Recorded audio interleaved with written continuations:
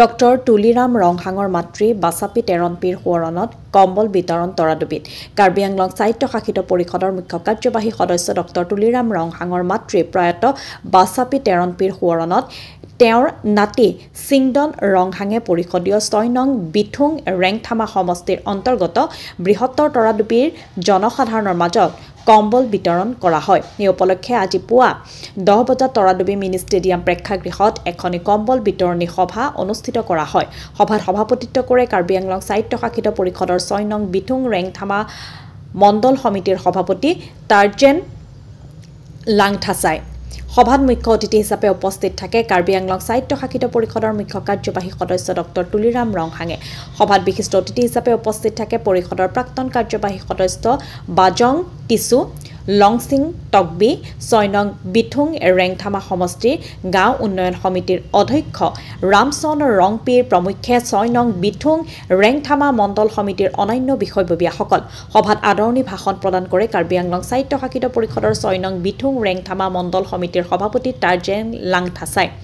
সভাত প্ৰাক্তন কাৰ্যবাহী সদস্য বাজং টিছুৱে ভাষণ প্ৰদান কৰে।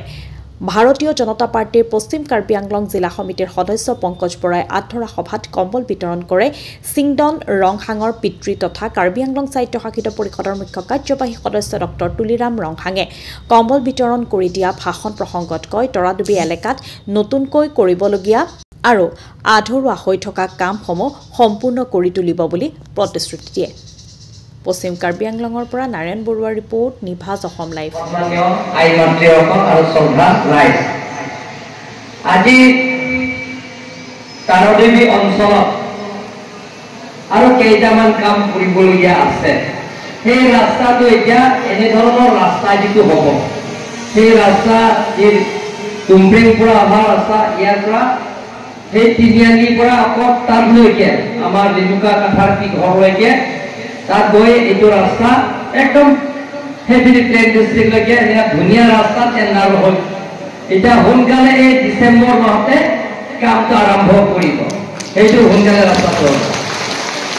এনেধৰণৰ কাম যিমানখিনি বিথুং ইয়াত তৰাডুবি অঞ্চলত আছে আৰু যদি ক'ৰবাত কাম কৰিবলগীয়া আছে, যদি আছে তেনেহ'লে মই এটা বছৰৰ ভিতৰত গোটেইখিনি কাম সম্পূৰ্ণ কৰিবৰ কাৰণে মই আজি ৰাজ্য হিচাপে মই প্ৰতিশ্ৰুতি দিছোঁ।